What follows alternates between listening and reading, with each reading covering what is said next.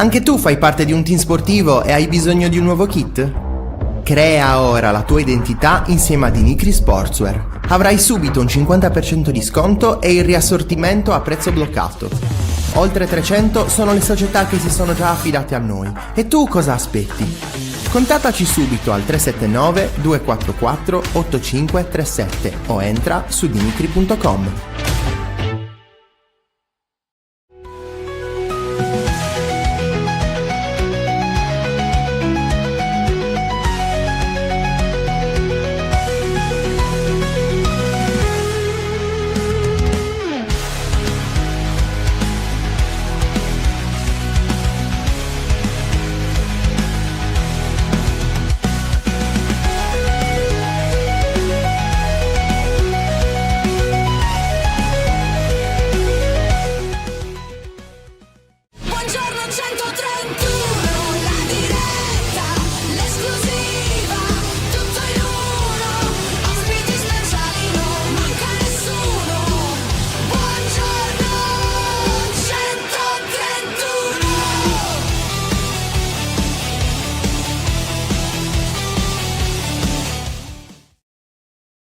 Buongiorno e ben trovati, nuovo appuntamento con Buongiorno 131, mercoledì 29 aprile, puntata numero 139. Ben trovati a tutti e ben trovato anche a Francesco. Ciao Fra, ben trovato.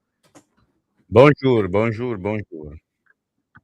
Io ho la cuffia che mi funziona male, bellissimo. Lo sapevo di aver Perché? fatto una tragedia ieri. Cosa hai fatto? Perché è entrata nell'acqua. Aia! Me ne sono accorto. Si è immersa nell'acqua. Immersa addirittura? Sì, vabbè, chiaramente me ne sono accorto, figurati. Ero a fianco, Proprio l'ha assorbita, gli hai dato tempo di assorbirla proprio. Quindi non senti niente? Sento basso. Basso. Tipo... No, sì. Vabbè, così no. Comunque salutiamo perché non abbiamo salutato nessuno, non è che ci facciamo gli affari. Perché sei il solito cafone esatto. Che pensa Ciao, soltanto ai suoi problemi. Buongiorno Traccada, buongiorno Violetta, ben trovata. Buongiorno Dani, grande Dani, mitica. Buongiorno Snoopy. Non si è seguito manco Luca ieri a Radio Serie A, pensate un po'. Pensate un po'. Mi è svegliato a te, Matte. Sì. Tu, invece gli altri giorni invece ci conteniamo, gli altri giorni. Ci sta, assolutamente. Quindi non senti niente? No, sento più da una parte rispetto all'altra e basso. Quindi una tragedia. Non è che il problema è dentro le tue orecchie, non nelle cuffiette? No. Quelle funzionano, per fortuna. Almeno quello. Per adesso, diceva quello, per adesso. No, ma lo sapevo che c'era il dramma, lo sapevo. Già ieri notte ho provato, ho detto vabbè, magari domani mattina si le asciugate col phon? Ci ho provato, ma... La lacca gliel'hai messa? No, solo a me. La cera. Di gel. La cera, la lacca rovina i Facciamo un nuovo programma, mai dire LDL, ci sta. Se lo merita, un programma tutto suo, ma vedrete l'anno prossimo saranno grandi novità. Sì, da mezzanotte a mezzanotte e 2 minuti, perché poi crolla Luca, esatto. Giustamente. Svenuto. La buonanotte di LDL, così chiudiamo stavo così per fare la battuta, giornata. se no andiamo male. No, dai, basta. Facciamo i seri. Bravo. Parliamo di Paris Saint-Germain e Bayern Monaco, perché io ieri mi sono reso conto che effettivamente io non guardo più partite di calcio. Perché qual è la differenza? Io ho visto 2 minuti, due di orologio, poi ho cambiato, ho messo Netflix, mi sono guardato una serie, ho detto basta. Poi smetto di lavorare. Se devo guardare questo, poi smetto di lavorare, perché penso che sia questo il calcio, invece purtroppo il calcio è altro. Infatti quindi... secondo me nuoce gravemente alla salute vedere queste partite. Ti rendi conto, dici, ma perché? Quindi ho detto, se guardo questo poi smetto, cioè devo fare proprio cambiare lavoro, e quindi basta. Tra l'altro un reel ho visto un reel ieri notte, sì, prima di andare a letto, e c'era uno che diceva scusate, come si toglie il +2, cioè il 2x, il 2 per sulla velocità della partita, Cioè, sembrava una di quelle partite della PlayStation di quando si giocava a PES o a FIFA 10 e più anni fa, anche di più, anche 15, quando c'era la velocità doppia potevi mettere, insomma, follie, perché poi appunto tu vedi queste partite in cui squadre fortissime si prendono a pernacchie fondamentalmente. Sì, quella che vince 5-2 non gliene frega niente, giochiamo ancora. Sì, così, e poi pensi appunto a Verona-Lecce di sabato sera, pensi a Milan-Juve di domenica sera, cioè sembra Soprattutto Milan-Juve, veramente... perché Verona-Lecce, Cagliari, Pisa-Cagliari ci può stare, ok? Perché comunque il Sì, livello sì, è più sì. basso, ma Milan-Juve che in teoria dovrebbe valere comunque, tra l'altro quarto 0-0 di seguito, leggevo questa statistica, Sì, nelle impressionante, ultime 5. incredibile. Sì, sì, Vabbè, sì, e quindi insomma, ho detto basta, mi guardo una serie TV che faccio meglio. esatto. Perché davvero poi insomma, noi che siamo abituati purtroppo a vedere un altro tipo di, di gioco, di spettacolo, dove raccontare altro, e poi ti chiedi se mai riuscirai nella vita a raccontare partite del Beh, tu genere. Cioè, immagina noi qualcosa del ci genere emozioniamo per raccontarlo, Cagliari-Atalanta 3-2, no? Ci siamo davvero. emozionati perché, bellissima partita, capovolgimenti di fronte, gol, che è vero, perché da un certo punto di vista rispetto ad altre è stata divertente, è stata intrigante e tutto. Poi vedi queste partite e dici, bah.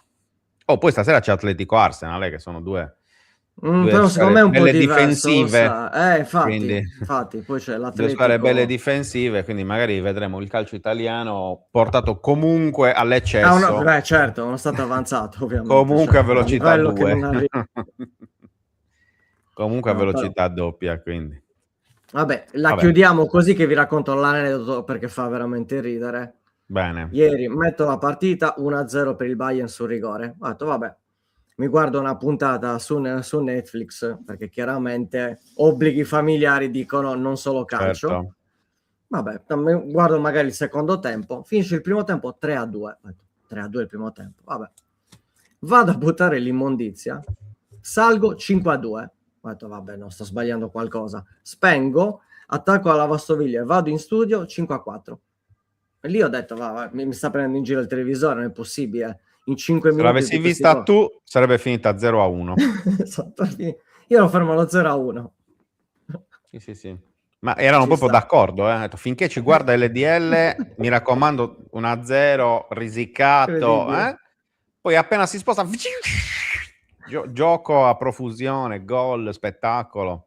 Bello, E bello, vabbè. dai, ci sta, ci sta. Vabbè, ritorniamo sulla terra, Fra. Ne parliamo un Sì, po' prima del primo ospite, che ho andremo a trovato nel parlare. televideo. È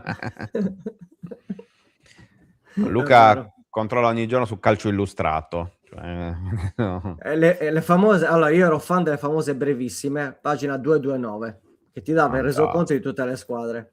Quindi fantastico. spettacolare.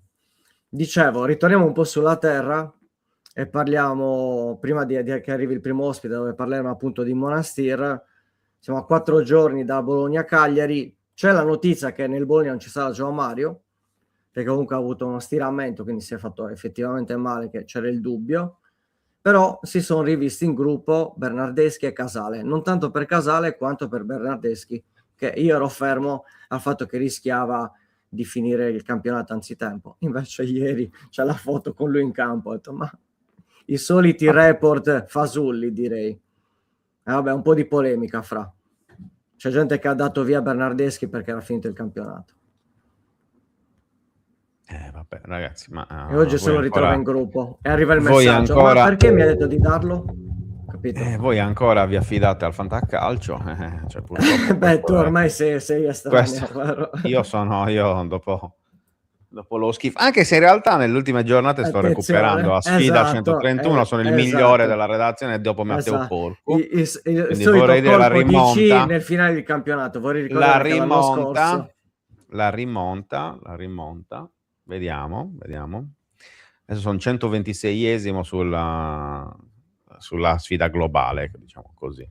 Obiettivo è senti, chiudere nei 100, almeno chiudere nei 100, per la dignità, ovviamente, per la Sì, dignità. perché rimane giusto Unicamente quello, per la perché dignità.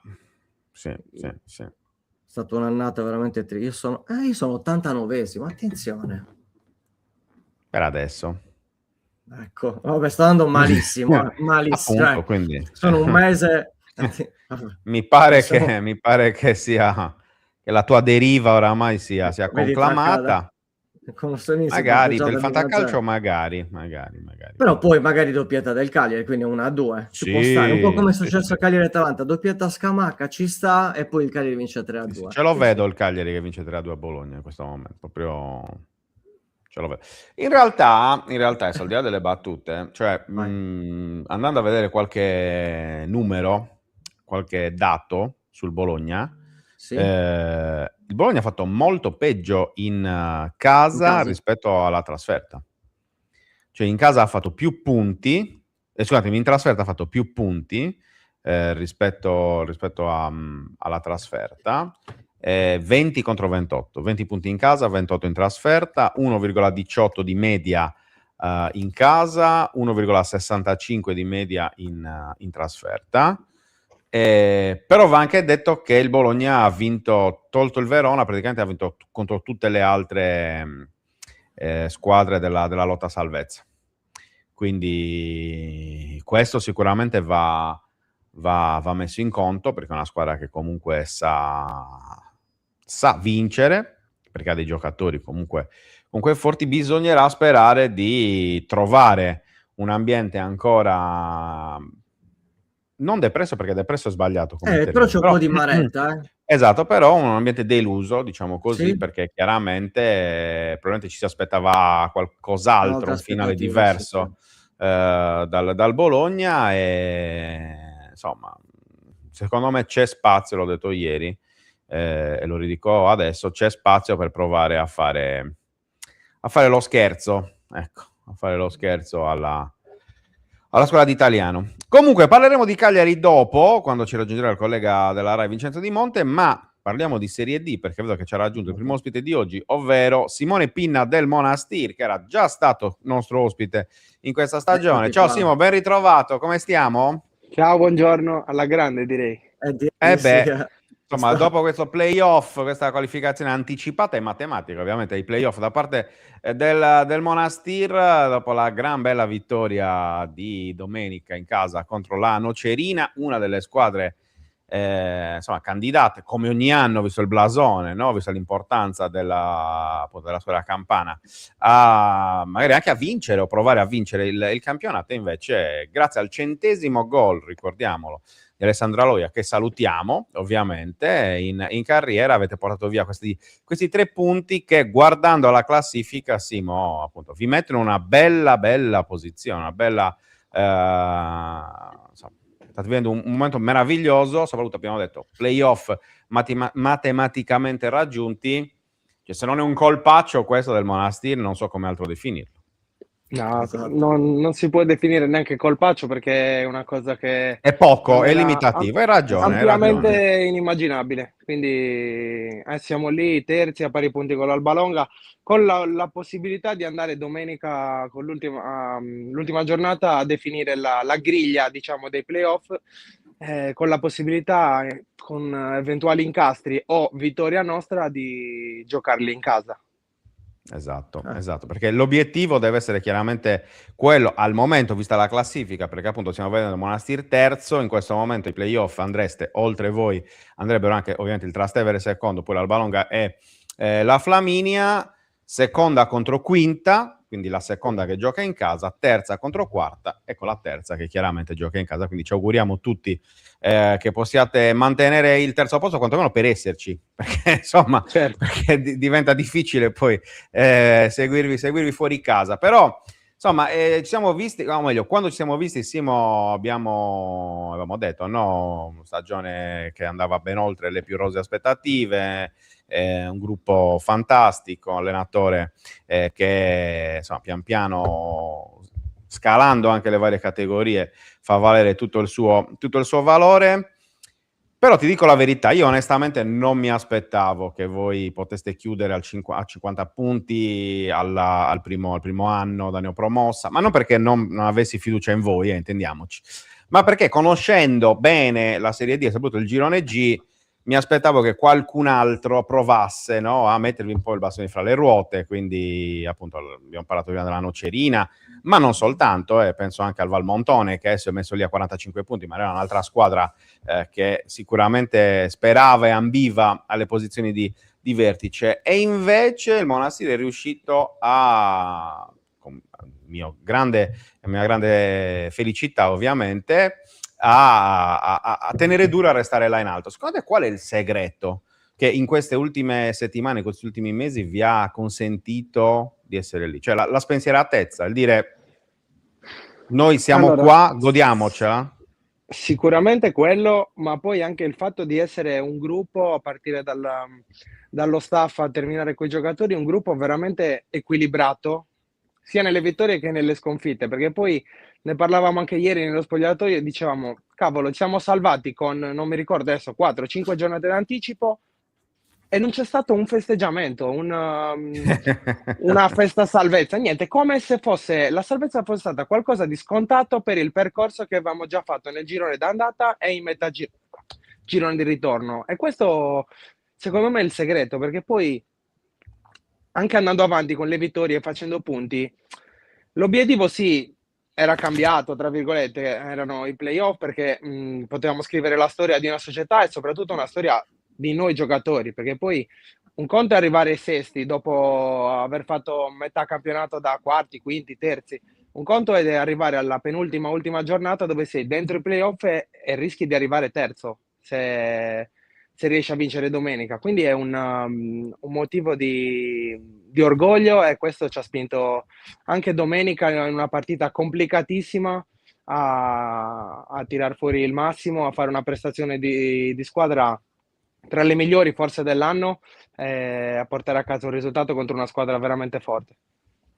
Ecco, la difficoltà maggiore secondo te qual è stata negli ultimi mesi? Perché appunto hai detto un po' quello che è stato il momento, però siccome tu sei un giocatore molto esperto, anche di categorie, soprattutto di categorie superiori, chiaramente con un gruppo giovane, con alcuni senatori, ma non tantissimi, perché poi tolto te, tolto appunto Aloia, poi gli altri sono abbastanza giovani, come si tiene l'asticella sempre costantemente alta senza abbassare la tensione?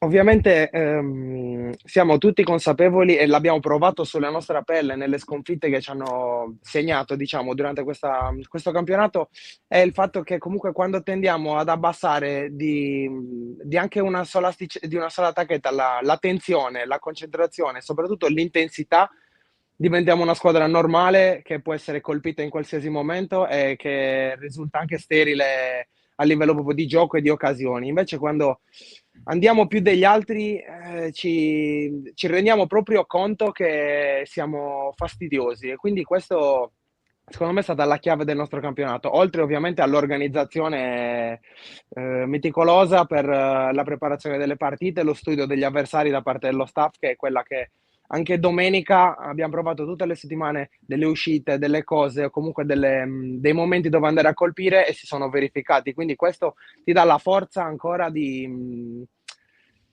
fare quello che ti dice lo staff, l'allenatore, e di crederci perché poi quello che succede è proprio quello che ci viene detto.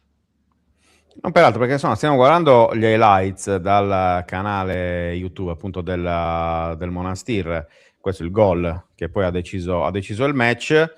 Non so quante occasioni avete avuto, cioè riguarda, poi magari lo rimetteremo dopo, ma potevate farne 10 probabilmente di gol Sì, in questa... cioè. Ovviamente la più nitida è stata il rigore che poteva segnare sia il gol 101 di Aloia, però lui il portiere ha deciso di fare un miracolo perché comunque ha fatto una parata incredibile e di lasciarci soffrire, tra virgolette, fino alla fine, Fino all'ultimo. fino all'ultimo, però è andata bene così. Sì, no, quindi questo anche dimostra anche la maturità, insomma, della vostra squadra, perché abbiamo detto prima un gruppo giovane, un allenatore comunque giovane, perché Marcello Angeleddu in panchina non ha tantissimi anni, forse il terzo anno se non sbaglio questo, Sì. per Marcello, però sicuramente anche la sua esperienza da calciatore lo aiuta. Ti chiedo, chiaramente voi siete la punta dell'iceberg, no, in questa stagione per quanto riguarda le squadre sarde, perché appunto il fatto che voi abbiate raggiunto i playoff è l'obiettivo più prestigioso di quest'anno. Però facciamo un passaggio anche sulle altre, nel senso che comunque a una giornata dal termine 4 squadre su 5 sono salve, considerando voi anche ovviamente, e l'altra che è l'Olbia, che si è ripresa nel finale, nelle ultime settimane, dopo l'ennesima stagione incredibile, che ha blindato i play-out, quindi comunque ha escluso il rischio di retrocessione diretta, e secondo me, vedendo poi anche il gruppo delle squadre con cui si giocherà i play-out, certo, al momento va con l'Ischia e non sarebbe semplice sicuramente andare a giocare a Ischia, però comunque resta una squadra complicata da affrontare anche per le altre. Che giudizio dai un po' sulla stagione in generale delle sarde? Beh, io penso che dopo la stagione dell'anno scorso e comunque delle ultime stagioni che si sono passate per le squadre sarde, sia una stagione più che positiva, dove il campionato è stato molto equilibrato, molto difficile, anche perché come vediamo adesso l'Anzio ha 38 punti o comunque l'Ischia ha 40 punti, potrebbe fare cioè farà i play-out, quindi il livello altissimo, e dunque è una stagione strapositiva. Poi ovviamente sono stati momenti complicati per tutte, soprattutto secondo me oltre all'Olbia anche per il Budoni, che poi ne è uscito alla grande perché i giocatori, l'allenatore sono compattati e hanno tirato fuori il massimo, diciamo. Però vedere una classifica del genere a una giornata dalla fine è più che incoraggiante. Assolutamente sì. Luca? Io proprio sul discorso delle sarde, perché guardavo anche l'andamento nelle ultime 5 giornate, c'è stato proprio una ripresa, perché a un certo punto sembrava che ci fosse un crollo globale. Nelle ultime 5 giornate però Latte Dolce è la squadra che ha fatto più punti, 13 nelle ultime 5. Monastir comunque ne ha fatto 9, Budoni 10 e anche la stessa Olbia 7, e il COS ne ha fatto 6. Quindi comunque c'è stata una ripresa in questa fine campionato. Io mi ricordo, un conto è l'andata, poi c'è il mercato, il girone di ritorno è un qualcosa di diverso rispetto all'andata, però bene o male in tutta la stagione c'è stata una continuità da parte soprattutto vostra, che avete fatto ovviamente un'impresa, ma so che non vi basta, quindi comunque ci sarà l'ultimo step e poi ci sarà anche l'ultima gara per cullare questo sogno. Però ecco, da questo punto di vista c'è stata una crescita generale. Anche l'Olbia, con tutti i problemi che ha avuto, comunque ha avuto un bel recupero nel finale.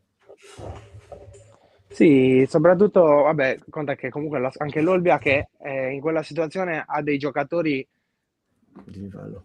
troppo sopra la categoria, Certo. quindi soprattutto in questi momenti sono loro che trascinano i ragazzi più giovani a tirar fuori quel qualcosa in più per salvare ovviamente una società che merita palcoscenici più importanti, che si è ritrovata per un sacco di disastri in questa situazione, però poi in campo si parte a 0-0, 11 contro 11 e i giocatori importanti alla fine fanno la differenza. Assolutamente. E invece ti chiedo anche sul tuo ruolino personale, perché comunque sei un terzino che segna. Da qui vedo 5 gol e 3 assist, insomma, tanta roba. Ti sei trovato veramente bene, ma in generale sei uno che segna, oppure ti sei trovato la stagione X dove stai trovando continuità anche dal punto di vista realizzativo?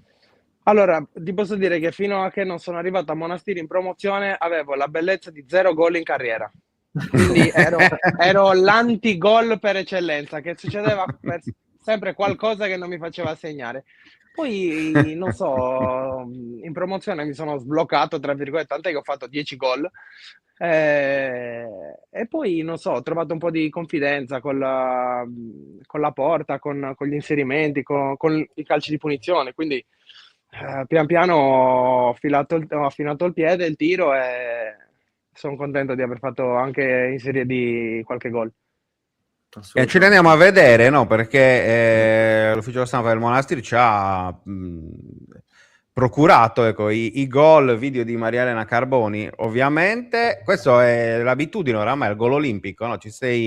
Hai preso un po' questa passione per il gol direttamente da calcio d'angolo. Spiegaci un po'.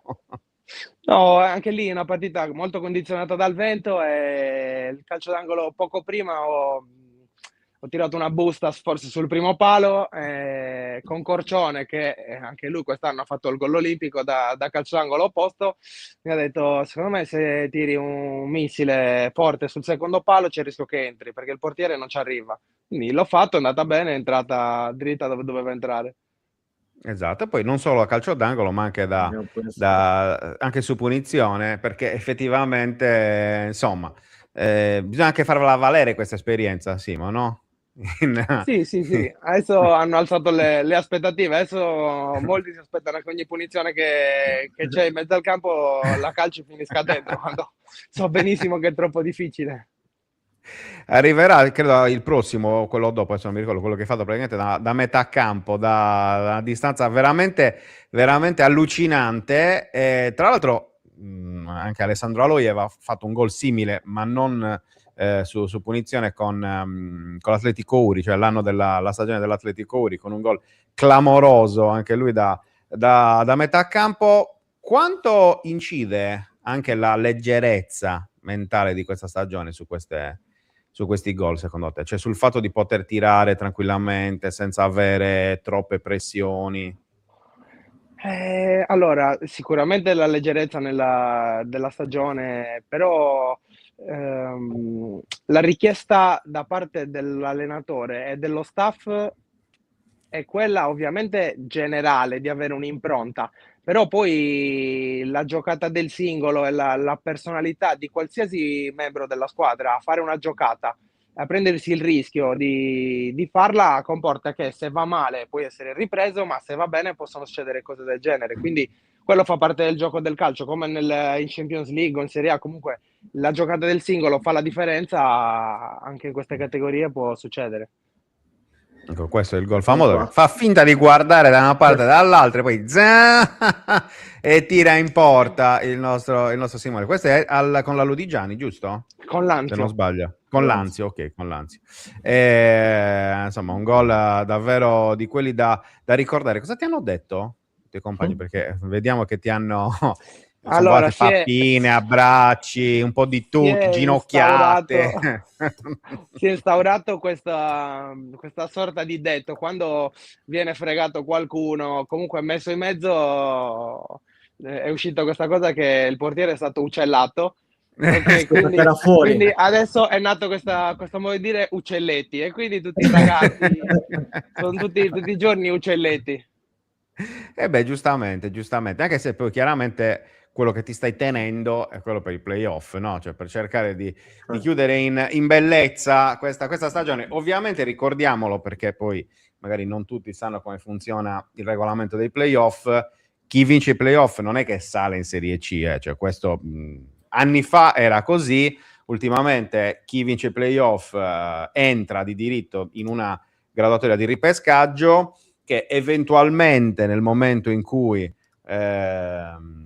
ci fosse la possibilità appunto dalla Serie C di ripescare diverse squadre per mancate iscrizioni, dopo le riammissioni anche delle retrocesse dalla Serie C, si va a pescare appunto da questa graduatoria. Giusto per spiegare, non perché vogliamo togliere valore, ci mancherebbe alla qualificazione di playoff, però va anche detto che soprattutto per una squadra sarda diventerebbe poi anche complicato anche sullo storico e quant'altro riuscire ad avere punteggio sufficiente per sperare in un ripescaggio, non peraltro perché probabilmente ci sono altre squadre, altre società da altri gironi, magari appunto con un punteggio diverso, che possono effettivamente ambire di più al ripescaggio. Però comunque chiudere una stagione là in alto vincendo i playoff sarebbe, a prescindere da tutto, una grandissima soddisfazione per una piazza come Monastir, che ricordiamolo neopromossa, perché poi magari qualcuno se lo dimentica. Questa è la prima stagione in Serie D, centrare i playoff con un budget, diciamolo Simo, non della Scafatese, non della stessa Nocerina, non del Valmontone, ecco, per fare 3 esempi, insomma, è davvero una cosa importante. Nuovo Palanca, scrive Rock Black. Sì, esatto. Quanto calzi tu, Simo? 41 abbastanza stretto. Piede è troppo grande allora per Palanca, perché Palanca aveva 37, se non ricordo male, 37 e mezzo, insomma, aveva un piede abbastanza piccolino per quello. No, guardiamo avanti, perché chiaramente adesso rimettiamo anche magari il prossimo turno. Eccolo qua. Sì. Aspetta, vai, eccoci qua. Dicevo, l'ultima partita contro la Palmese, squadra comunque scomoda, perché va detto, una squadra comunque con dei giocatori di valore. Ultimo turno per provare a blindare il terzo posto, e poi vedremo l'avversaria che ci toccherà nei playoff, se dovremo andare noi a giocare in casa loro o se dovranno venire a casa nostra, come ci auguriamo. diciamo che allora l'Alba Longa vi segue, giusto, se non ricordo male, che ha gli stessi punti, ma è dietro di voi, gioca contro la Scafatese. Speriamo che la Scafatese faccia valere, insomma, anche se oramai non hanno più niente da chiedere al campionato, e questo è evidente, che faccia valere il suo la sua superiorità, mentre la Flaminia va a giocare in casa del Monte Spaccato, che è già retrocesso. Però insomma vedremo un po' effettivamente cosa dirà quest'ultimo turno. Ti chiedo, qual è stata la percezione che tu hai avuto del Monastir da parte delle avversarie? Cioè, com'è cambiata anche durante la stagione? Allora, io penso che tutti abbiano avuto un occhio di riguardo nei nostri confronti, perché comunque non siamo stati la classica neopromossa altalenante che comunque era capace di vincere con qualcuno e perdere con qualcun altro. È stata, cioè comunque gli avversari ci studiavano ed erano pronti a venire a prenderci, ci conoscevano anche come giocatori, capito? Non siamo la classica matricola sconosciuta. E questo un po' ci ha responsabilizzati e ci ha fatto prendere le partite molto più sul serio, anche quelle che magari sulla carta sembravano un po' più facili. Le abbiamo prese tutte allo stesso modo, affrontate tutte come se fosse l'ultima, e questo secondo me ci ha permesso di fare un percorso abbastanza lineare. Molto bene, molto bene. Simo, vedremo. Ovviamente seguiremo con attenzione anche l'ultimo turno e poi ovviamente i playoff, sperando di poterli vivere insieme, perché vorrebbe dire che appunto avete chiuso da terzi, quindi almeno la prima gara la fate in casa, poi bisognerà vedere ovviamente cosa succederà dopo. Quindi in bocca al lupo, un abbraccio forte.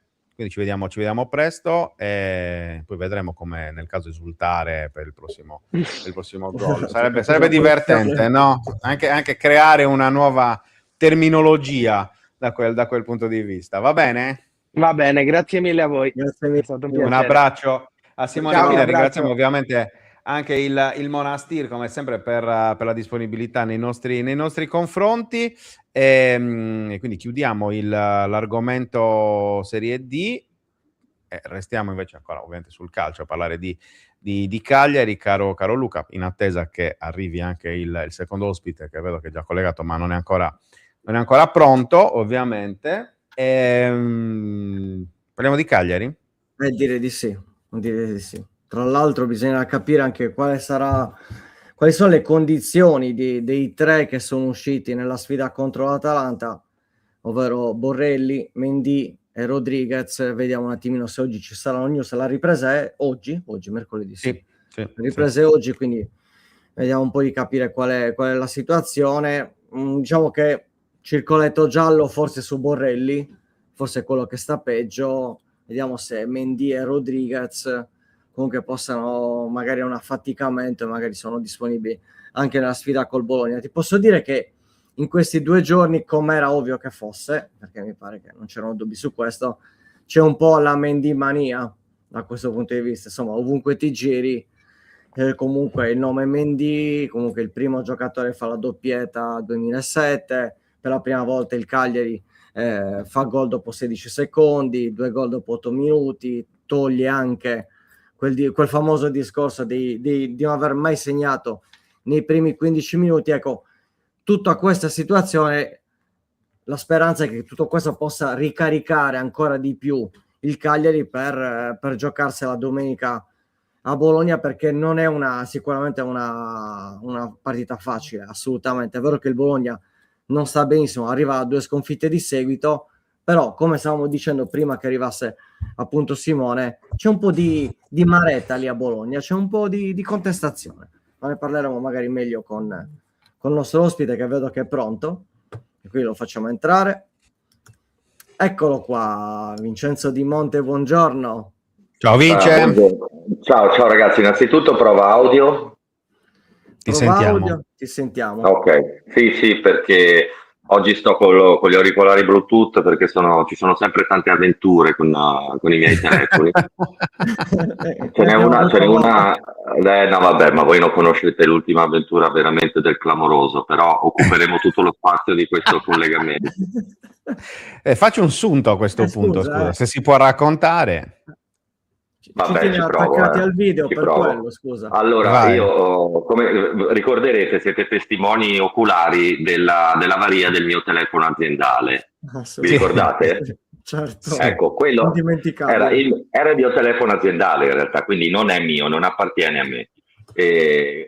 Siccome si era guastato il microfono, come voi sapete benissimo, quel telefono è rimasto inutilizzato fondamentalmente, sempre a casa mia, e lo usavo non più come telefono, cioè andavo su Google, queste cose qua, era una specie di computer, sempre a casa. Un'altra funzione che ha avuto quel telefono nei mesi dell'avaria è stata quella di essere collegato al casco Bluetooth di mio figlio. Quando andiamo in moto abbiamo i Bluetooth, i caschi che si parlano, sì. E lui col telefono io posso controllare il volume del suo casco e mettergli le canzoni, la musica. E allora cosa è successo praticamente? Questo telefono sempre a casa deve stare, a meno che non vado a farmi un giro in moto con Giulio. Il 5 aprile sono andato a farmi un giro in moto con Giulio. Qualche giorno dopo, a un certo punto, vedo che questo telefono, quando è andato in avaria, io ho chiesto la sostituzione all'azienda, ovviamente, perché il telefono è aziendale. Quindi, dopo quel 5 aprile che ho usato il telefono, che io ricordavo di averlo portato fuori di casa, a un certo punto vedo che è sparito. Lo cerco dappertutto, in tutta la casa, che non è grande, tra l'altro ho 2 o 3 mobili, quindi insomma non c'è più in casa. Allora dico, caspita, non me ne sono accorto, quando ho fatto il giro in moto alla fine l'ho perso. Mi sembra strano perché sto sempre attentissimo, tasche chiuse. Comunque ho fatto la denuncia di smarrimento.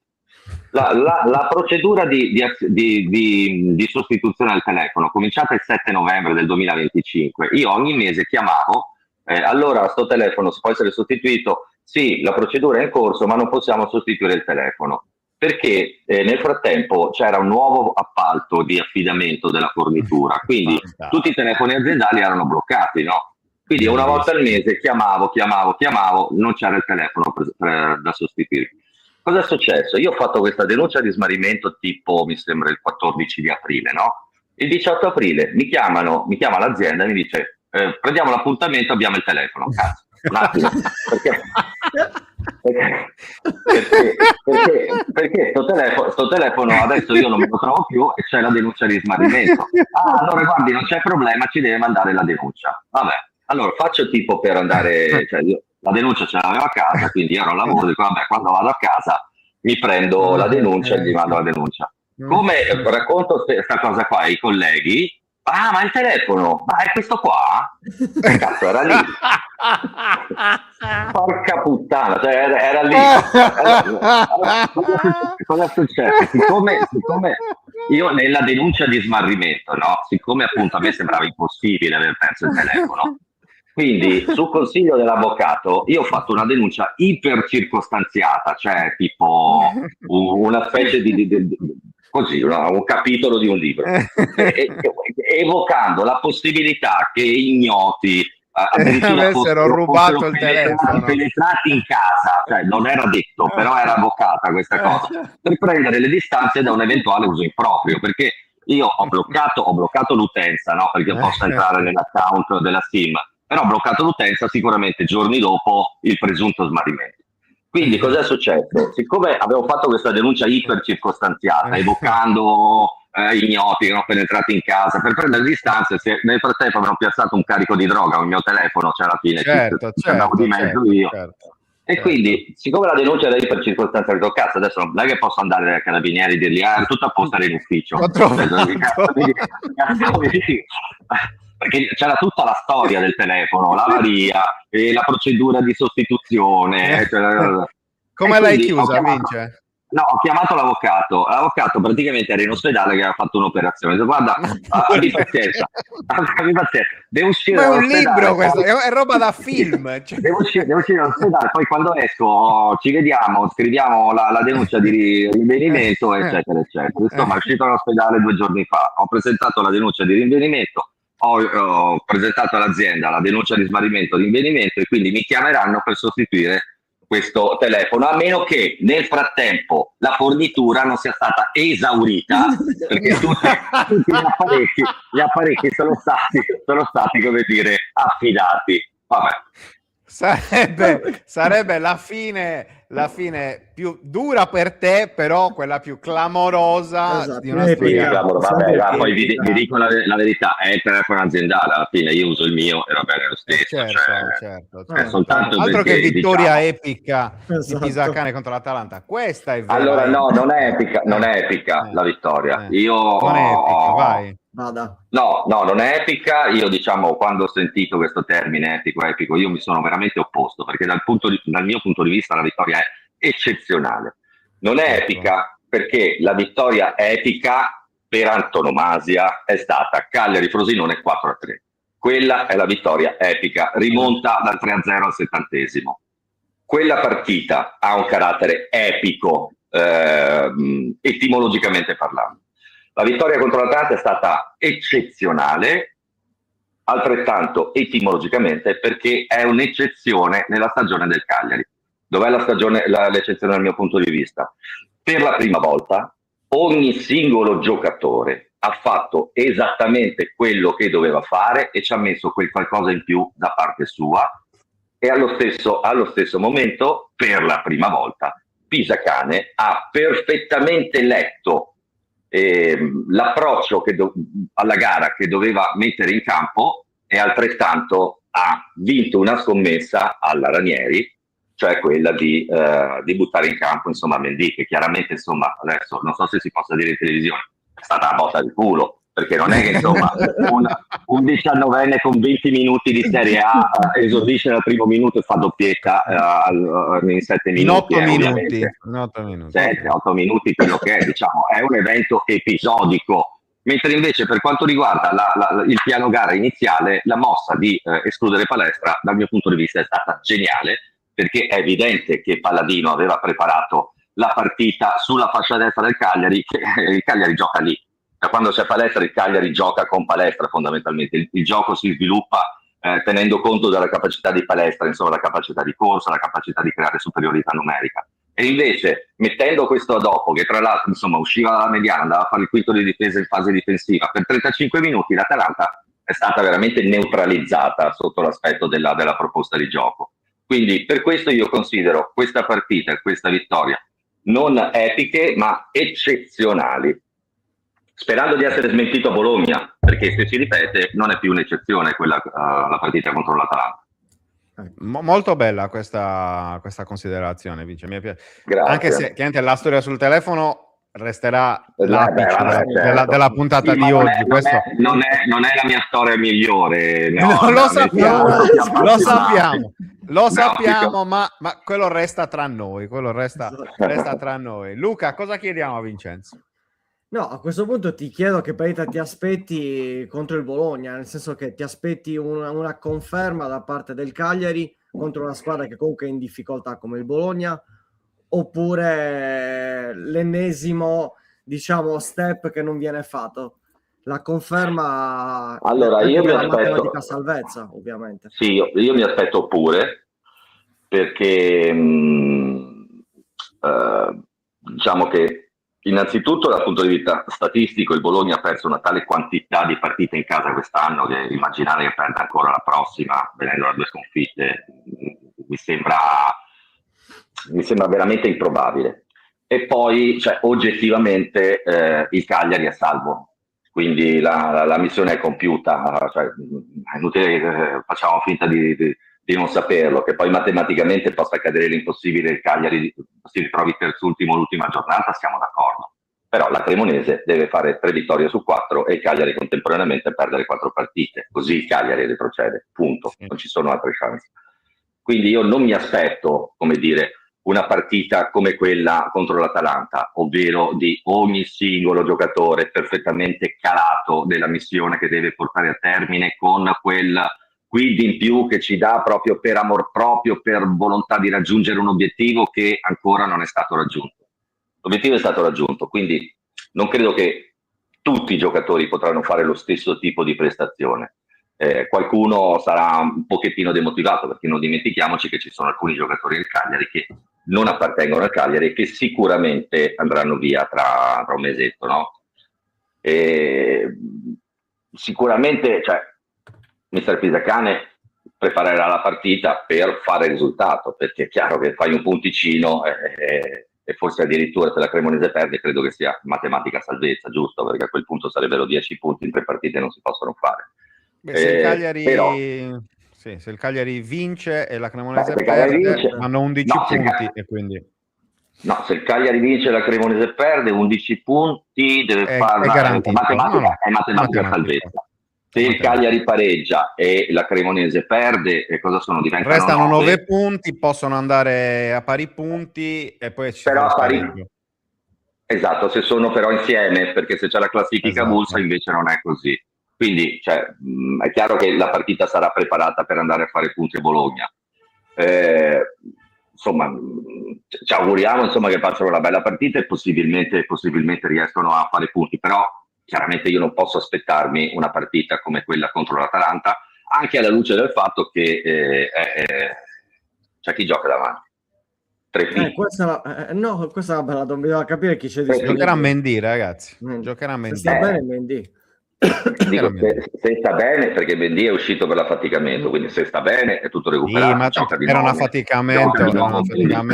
gioca di nuovo Mendy. Se no secondo me è rimasto solo 3P, perché noi sappiamo che Clixoy in questo momento, insomma, si preferisce non farlo giocare per motivi che possono, come dire, essere ascrivibili alla situazione come dire, psicologica o piuttosto fisica o piuttosto tecnica del giocatore, oppure chi lo sa anche a una strategia pre-mercato, insomma, che emergerà magari nel prossimo mese, quando noi sappiamo che il Cagliari andrà eventualmente a cercare di esercitare questo diritto di riscatto, ma probabilmente cercherà naturalmente di abbassare le condizioni previste nell'accordo di inizio stagione. Ecco. Quindi insomma, se Clixoy non gioca più, chiaramente il Cagliari ha più, come dire, potere contrattuale nel dire 12 milioni sono troppi, perché tanto questo manco gioca, giusto? Sì.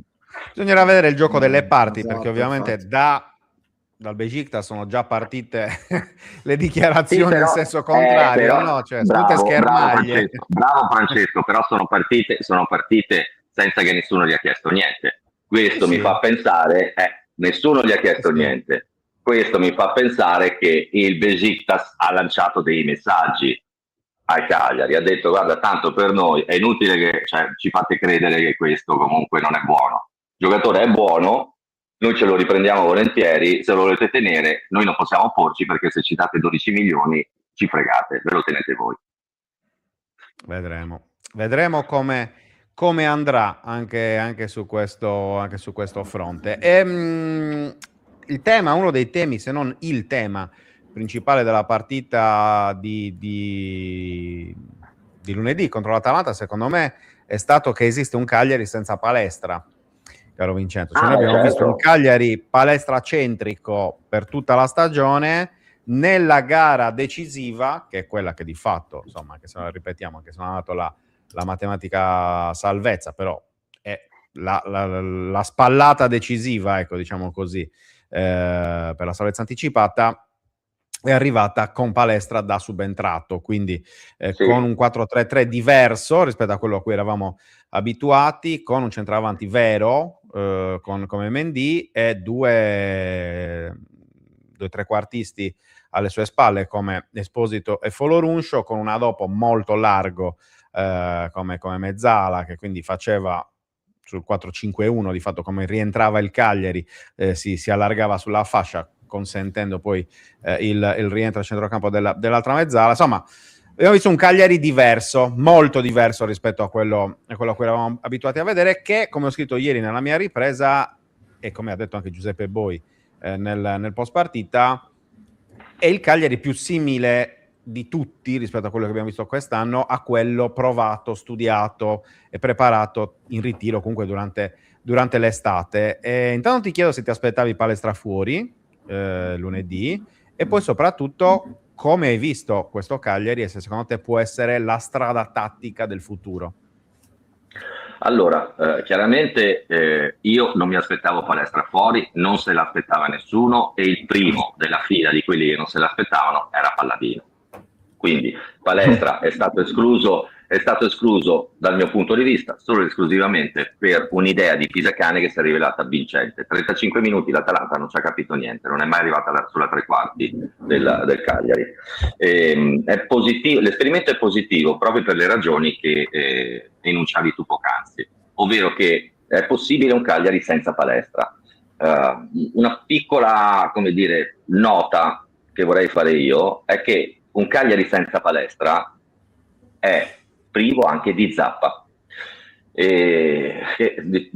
Nella, come dire, nella gerarchia, insomma, dei ruoli di questo Cagliari, Zappa ovviamente è stato soppiantato alla Palestra, perché chiaramente è un giocatore di livello superiore, per quanto più giovane di qualche anno. Esattamente, 99 contro 2005. Però vedi, quando Pisacane disegna un Cagliari senza Palestra non mette Zappa, pensa ad un assetto tattico diverso. Allora, quello che abbiamo visto noi, secondo quello che abbiamo visto noi, possiamo dire è un assetto tattico convincente, perché il Cagliari ha fatto una grandissima partita. Quindi da questo punto di vista non dobbiamo temere l'ineluttabile, ovvero che Palestra comunque tra 4 partite saluta e se ne va, perché non c'è nessuna possibilità di trattenerlo. Quindi l'esperimento è super positivo. E poi sulla scorta del successo ottenuto contro l'Atalanta, e quindi appunto della conferma che esiste un Cagliari senza Palestra, il prossimo Cagliari sarà ancora privo della qualità, della velocità, dell'energia, della vivacità e della novità, perché questo è un giocatore nuovo nel panorama calcistico italiano attuale. Io non credo Palestra tornerà a fare il suo lavoro per il Cagliari. Isidoro giustamente nei commenti dice non si può fare a meno di Zé Pedro, perché effettivamente Zé Pedro quest'anno ha fatto una partita straordinaria. Sì, sta trovando l'ennesima, esatto. Aggiungo. Sì, ma il più continuo ennesima, però secondo me veramente apice. Zé Pedro è stato grandissimo, Mina è stato Mina, era tanto tempo che non era veramente Mina. Rodriguez ha dimostrato di essere veramente un talento in quel ruolo. Le cazzate le ha fatte a un certo punto, no? Quando ha deviato un pallone, che ha fatto un passaggio centrale, eccetera. Però c'ha una capacità, una velocità, una rapidità, una reattività nell'andare a cucire, a tagliare, fondamentalmente insomma a recuperare quando arriva una palla in verticale verso un avversario che si sta inserendo, veramente notevolissima. Mi piace molto il giocatore. E poi abbiamo visto, ragazzi, cioè, un Gaetano che, se Gaetano facesse tutte le partite come quelle che ha fatto contro l'Atalanta, adesso non voglio dire una bestemmia, però si impone comunque come tra i migliori centrocampisti centrali della Serie A, e forse cominciano a guardarlo anche quelli che fanno le convocazioni, no? Perché è stato straordinario Gaetano. Deve avere continuità, deve stare bene fisicamente, perché le qualità... se fa tutte le partite come ha fatto quella lì, perché comunque poi in quella partita lì diciamo che ha fatto molto poco quello che sa fare benissimo, cioè vedere queste traiettorie di passaggio, no? Però ha fatto benissimo tutto il resto che venne richiesto in quel ruolo, come oggettivamente non aveva mai fatto, ma nemmeno si era avvicinato dal mio punto di vista, a fare come ha fatto contro l'Atalanta. Vero. Sì, Zappa secondo me potrebbe riciclarsi nuovamente come esterno offensivo, cioè giocando 20-30 metri più avanti. Sì, per carità. Perché Però comunque ricordiamo che lui è arrivato così. No, beh, certo, questo sì. Non l'ha usato, cioè ha fatto una scelta diversa. Quando ha tolto Palestra, sì. Non ha sostituito Palestra, ha proprio fatto una scelta diversa Pisacane. Che poi questa scelta fosse, come dire, orientata solo ed esclusivamente a organizzare un piano tattico specifico per la partita contro l'Atalanta, o che invece preluda ad un nuovo modo di immaginare la propria squadra, noi ancora non siamo in grado di dirlo. La previsione che faccio io è che comunque Palestra ce l'ha, tanto comunque se ne deve andare. Non è come Clixoy che magari ti conviene non farlo giocare. Palestra, caspita, è forte, ti conviene farlo giocare, visto che se fai anche un punto la prossima partita magari sei salvo matematicamente. Sì. Luca? Ci sta, tra l'altro, perché poi bisogna capire anche quanto verrà utilizzato Palestra in questo fine di campionato, perché chiaramente ora si deve fare anche un discorso magari futuro, quindi non avrà più magari quella centralità o titolarità rispetto adesso col Bologna. Magari me l'aspetto titolare, vi dico la verità. Sì, ma quello è relativo, scusami Luca, è relativo, perché non è certo necessario mettersi adesso, come dire, a fare, cioè a pensare veramente a come può essere il prossimo Cagliari, perché comunque c'è la pausa estiva, la squadra viene comunque cambiata moltissimo, perché se ne vanno parecchi, no? E quindi altri devono arrivare, cambia la proprietà. Poi siamo sicuri che Pisacane resti, certo, siamo sicuri perché ha salvato il Cagliari, però cambia la proprietà. Insomma. Tu pensi che ci sia un... No, io penso che Pisacane sarà confermato naturalmente, però quello che voglio dire io è che non credo che queste 4 partite saranno usate da Pisacane per fare gli esperimenti in vista della prossima stagione. No, queste però 4 partite... può provare magari qualche giocatore che ha utilizzato meno. Io ho sempre la speranza di vedere un Albarracin, comunque un Ratering, vederli un po' in campo, certo. e capire anche qual è la loro valenza in partite meno importanti dal punto di vista della salvezza. Cioè quello che si diceva quello piacerebbe, tempo fa, sì. Usa il fine campionato per vederli, per testarli, per capire un po' qual è la situazione, anche perché ormai sì, a obiettivo acquisito, naturalmente, certo, obiettivo acquisito, certo, assolutamente sì. Anche a me farebbe piacere vedere Albarracin, insomma, almeno una mezz'oretta in campo. Ratering penso che abbia bisogno comunque, insomma, che abbia bisogno comunque di acquisire un po' più di dimestichezza con l'ambiente e col tipo di richieste che si possono fare un giocatore che fa il suo ruolo nel campionato italiano in Serie A. La Balassini è diverso, un giocatore di fantasia, diciamo che in teoria gli dici vai in campo, fai quello che sai fare, va bene così, no? Ratering avrebbe comunque delle consegne tattiche piuttosto rigide. Niente, tornare a palestra, io penso che giocherà contro Bologna, che giocherà anche le prossime partite, a meno che appunto salvezza matematica e si decide insomma di dare il premio un po' a tutti quanti, no? Voglio solo fare una piccola nota che poi non abbiamo ricordato. Palestra è vero che è stato escluso, dal mio punto di vista è stato escluso per ragioni tattiche, anzi strategiche più che tattiche, strategiche. Per piazzare l'avversario. Sì, esattamente. Però bisogna anche dire che Palestra, che è esordito appena arrivato a Cagliari contro il Napoli dal primo minuto sulla fascia sinistra, è stato in panchina contro il Parma, poi è entrato e praticamente il gol di dopo se l'ha inventato lui, ve lo ricordate, no? Ma dopo Parma, cioè lui ha giocato tutte le partite praticamente dall'inizio alla fine, tutte. Quindi, insomma, anche un turno di riposo. Ci sta. Cioè, voglio dire, avrà 20 anni, per carità, c'ha un'energia che spacca le montagne, però insomma un turno di riposo ci può stare. Tra l'altro un turno di riposo se il Cagliari si salva, quindi perfetto. No, io voglio chiederti poi su un altro giocatore, non abbiamo parlato, però si può dire che Folorunso finalmente, ribadisco, nel ha secondo fatto comunque una buona partita, quello strappo, sì, buona. quella forza fisica, probabilmente ha giocato nel suo ruolo, cioè sì, soprattutto nel secondo tempo, secondo me. Lì come si inserisce, serve comunque un giocatore del genere.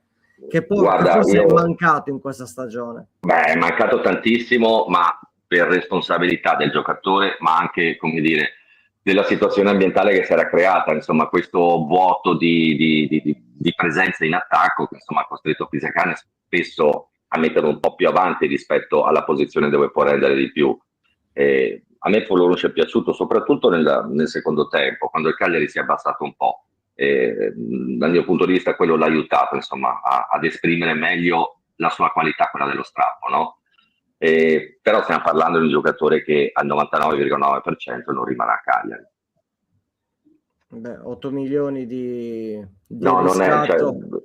io ho ricevuto delle informazioni secondo le quali posso sentirmi sereno nel dire che la volontà del giocatore, stando così le cose, stando così, come dire, gli accordi attuali con l'attuale proprietà, al giocatore non dispiacerebbe valutare opzioni diverse. Ecco, mettiamola così. Ok. Fra? Quindi cosa ci dobbiamo aspettare per domenica? A parte un Luca Di Leonardo on fire, visto che vi ricordo sarà lui il nostro inviato. Ah, vai a Bologna? Yes. Beh, Bologna è una bella città, si mangia bene, ti auguro di riuscire a pranzare o a cenare. No, me non riesce a fare né l'uno né l'altro, perché partita a mezzogiorno e mezza, aereo alle 22, quindi secondo me panino in aeroporto. Guarda, no, la partita è abbastanza presto, dai. Guarda che a Bologna servono la cena alle 6. Molto presto.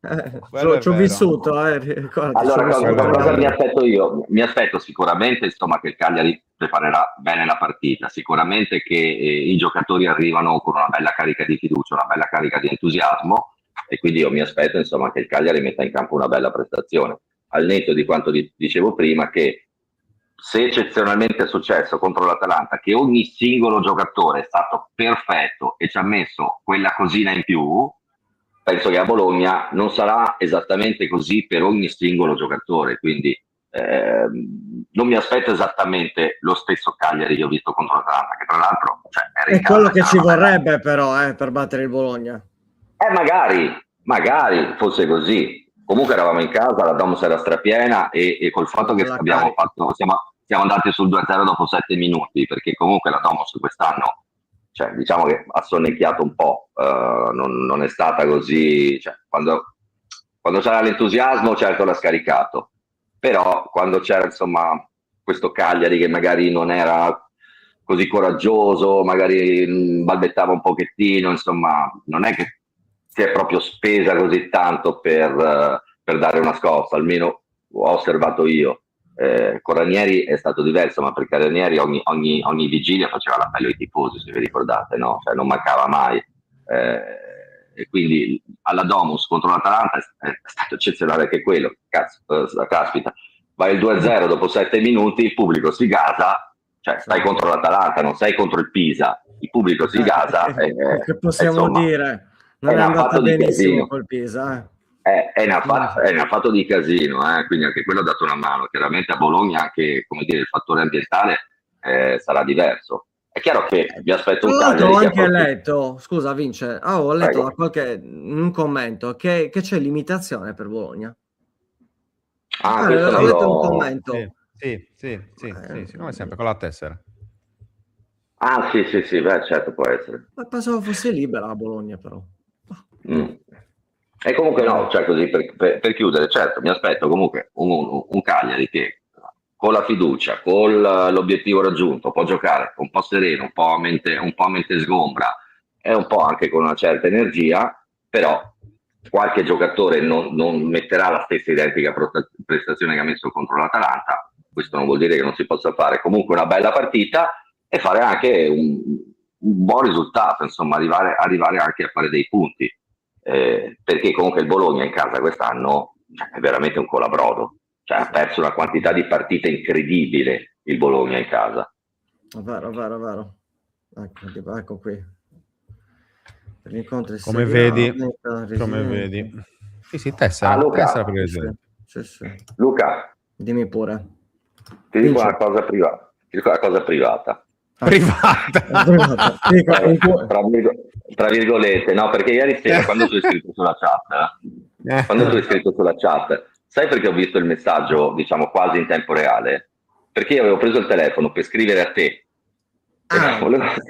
Volevo scriverti esattamente più o meno quello che hai scritto tu.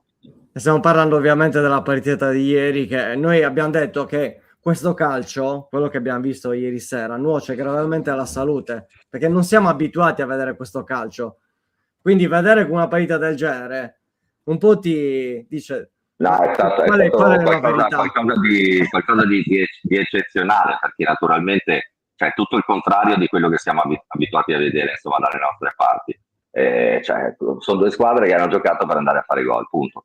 E non sta neanche, e non regge neanche, come dire, l'osservazione, sì, ma le difese non sono a livello. Ma non è vero, le difese hanno fatto il loro lavoro, però come fai? Cioè, anche la difesa più forte, quando c'hai una batteria di attaccanti che gioca in quel modo, stiamo parlando cioè, dei fenomeni mondiali, perché il Bayern Paris Saint-Germain davanti aveva veramente dei mostri, cioè, i gol arrivano. I famosi attaccanti col motorino, i famosi attaccanti col motorino, si diceva un tempo. No, dai, cioè, Olise è veramente un'ira di Dio. Diaz ieri era qualcosa di fenomenale. Ma quello un po' Kvaratskhelia quanto è migliorato. Fara è in uno stato di grazia, è veramente straordinario. E poi Due, che mi piace troppo, è bravissimo. Cioè, ragazzi, ma di che stiamo parlando?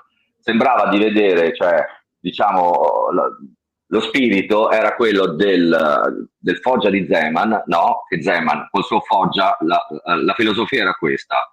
Cioè, a noi cosa ce ne importa di prendere gol? Tanto basta farne uno più degli altri. Abbiamo vinto la partita. La filosofia era quella. Diciamo la differenza che Zeman faceva questo con Rambaudi, Signori e Baiano, no, per carità, fior di giocatori, averceli adesso, sti giocatori qua, diciamo che il CT sta per rendere bottiglie di spumante, no, ovviamente, però facendo anche i paragoni dell'epoca, ecco, quei tre non sono a livello di quei mostri che abbiamo visto ieri sera. Inoltre, la velocità a cui hanno fatto calcio quelle due squadre lì ieri sera, cioè, ragazzi, PlayStation.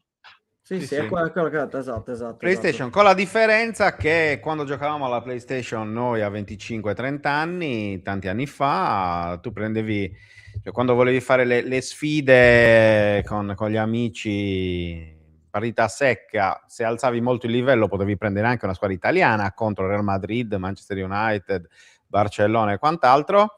Ora le squadre italiane le prendi come all'epoca prendevi le squadre olandesi di seconda fascia, così, no, quelle sfide solo per vedere, per divertirti e conoscere giocatori normali. Quest'anno è vero che questa stagione ha raccontato questo, però è anche vero, e dobbiamo riconoscerlo, che l'Inter comunque ha fatto 2 finali, insomma, in 3 anni, è una squadra che è arrivata in finale con merito. C'è stato insomma il clamoroso 5-0 contro il PSG, ma ragazzi, il PSG da quando si è liberato di quelle zavorre che erano Neymar, Messi e Mbappé, cioè, Luis Enrique ha fatto una squadra che sono dei giocatori favolosi che giocano da squadra. Quando dei giocatori favolosi si mettono a giocare da squadra, ma tu cosa puoi fare contro questa gente qua? Pregare, probabilmente soltanto pregare. Vince, grazie ovviamente di questa ospitata. Saluta il pappagallo dietro, e anche il Topolino è l'altro, giusto? Facci sapere anche per il telefono. Topolino è... No, sì, vi avviso quando me l'hanno sostituito. Topolino è il primo giocattolo di Giulio, quindi lo starà con lui per tutta la vita. Molto bene. Grazie Vince, un abbraccio. Vince. Ci vediamo presto. Ciao. Forza Cagliari. Sempre. Ciao. Grande Vince, mitico. Molto bene. Molto bene. Va bene. Direi che abbiamo esaurito fondamentalmente i temi. Cosa possiamo dire di più? Ci vediamo domani. Ovviamente. Domani doppia. doppia, perché c'è anche il fantacalcio. C'è anche il fantacalcio, esatto. Ricordiamolo. Sullo stadio non ci sono ancora ultimissime novità, nel senso che arriveranno credo entro 2 settimane, ecco. Perché se poi devi portare tutto a giugno in aula per poi avere l'approvazione definitiva e far partire a luglio la gara, al massimo a luglio la gara, vuol dire che queste saranno settimane calde e decisive, ma insomma non ci sono novità né in senso buono né in senso cattivo, e quindi di solito quando non ci sono novità neanche in senso cattivo è comunque una cosa positiva, ecco. Diciamo così. Va bene, ci vediamo domani ragazzi, ore 10 come sempre. Domani parleremo un po' di Bologna, esatto. Parleremo nuovamente di pallacanestro, e quindi ve lo possiamo anche appunto già anticipare con uno sguardo un po' diverso, che a me però è un tema che a me preme tanto, e quindi insomma ne parleremo domani. Perfetto, grazie ancora a tutti ragazzi, grazie davvero, un abbraccio. Ascolta Tiziano, ma sei parente di Luca? Perché è l'unico che ogni volta fa dei commenti clamorosamente positivi nei tuoi confronti, Luca. Quindi non so se sia un tuo parente, un tuo... No, non nessun parente. Semplicemente un tuo grandissimo fan. Va bene. Lo ringrazio, grazie mille Tiziano. Grazie davvero. Tiziano, poi se vuoi ti diamo il numero di Luca, così gli puoi scrivere in privato e fargli complimenti, chiamarlo, chiedergli consigli del fantacalcio. Ecco. Per te questo è altro. Lo posso fare. Posso dare consigli del fantacalcio. L'importante è che non sia il telefono di Vincenzo, però perché... Va bene. Ci vediamo. Buona giornata. A domani, bella gente. Ciao. Sigla. Ciao.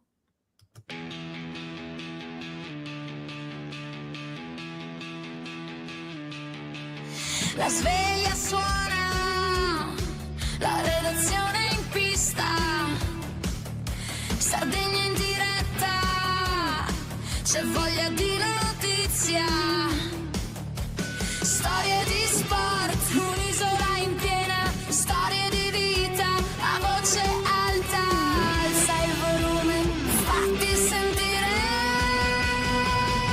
Buongiorno 131, la diretta, l'esclusiva, tutto in uno, ospiti speciali, non manca nessuno. Buongiorno 131.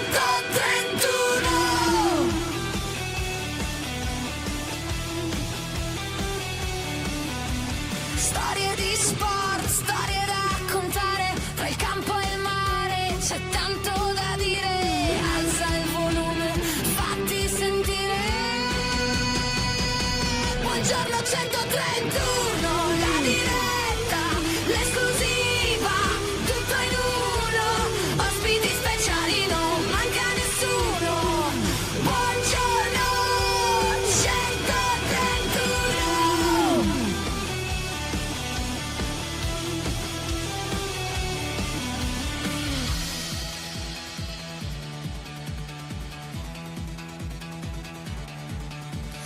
Alza il volume, fatti sentire, la Sardegna voce è pronta a stupire, un ritmo che batte, che non vuol finire.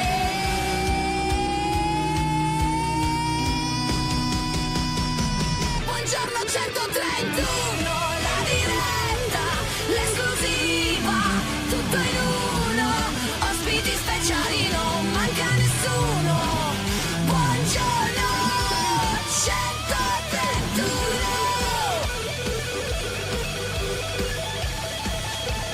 131.